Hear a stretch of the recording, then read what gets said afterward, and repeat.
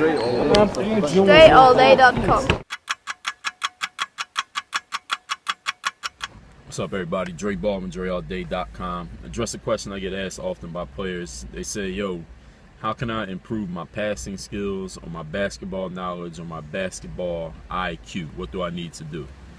So I got to give y'all an answer that's going to disappoint several of you, I think. The only way you're going to increase your ability to make passes in basketball, to increase your basketball IQ and your knowledge of the game, is to play basketball, to play in basketball games, whether that be a pickup game, whether that be practice with your team, or in the games with whatever team that you're on. You got to understand, the thing about basketball IQ and passing and knowledge is situational, which means the only way you're going to learn what to do is to be in the situation so that you can learn. The only way you can learn how to run a pick and roll, right? You could get your friend and you could have him set an imaginary screen on an imaginary defender. You brush off him and then throw him a pocket pass. Yeah, you can work on the technique of throwing the pass. You could go up against a wall and work on throwing passes all day, behind the back, through the legs, chest passes, one-hand passes, bounce passes. You can do that all day, but passing is situational. I don't think it's the actual skill of throwing the ball to a person that many of you are concerned with.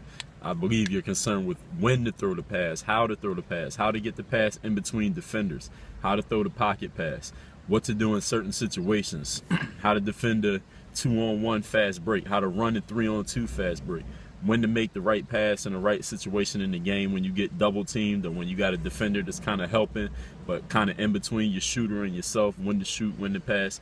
These are all situational. The only way you're going to learn situational reaction is to be in the situation and to react. Does that make sense to y'all? You can't YouTube video watch your way to basketball IQ. The gap between where you are as far as your IQ and your passing skills and where you want to be as far as your basketball IQ and knowledge, that gap cannot be covered through watching YouTube videos. Like, you can't YouTube your way to basketball IQ. Like, I can show you a video of Chris Paul or LeBron James throwing 100 passes for assists. That was great passes. That was highlights, and the crowd went wild, and the announcer said, wow, what a great pass by Chris Paul. You can watch all 100 of those and memorize every situation he was in. When you get on the court and play yourself, you're still going to be you. Memorizing what he did in those situations has nothing to do with the next game situation you are going to be in. No two basketball situations are ever exactly alike. They're like snowflakes or fingerprints. There are no two that will ever be exactly the same. Because even if the exact same players get in the exact same spots, they all have the knowledge of what happened in the past that changes them. So for example, if you get in a game and you got two people on you in this game point today and you do something, 2 weeks from now when you get in the game and there's two people on you in this game point, you got a whole different set of experiences from the past 2 weeks to build on, and you're not the same person now that you were 2 weeks ago. Because you experienced things, you learned things, you did things for the last 2 weeks that made you different in some way, shape, or form. That should make sense to everybody out there. So the only way you're going to increase your basketball IQ, your basketball knowledge, and knowing what to do in situations which involve 5-on-5 situations is to play basketball.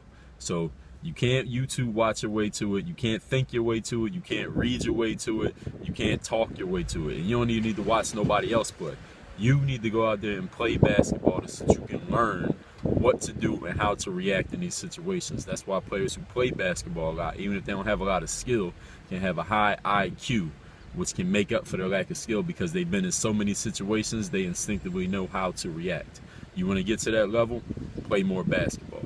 Combine that with a high level of skill, which means you practice a lot of basketball, including playing a lot of basketball, and then you become a very good, possibly elite level player. Now you got some players who got a bunch of skill because they practice a lot, but they don't play enough, so they don't know what to do even though they have skills.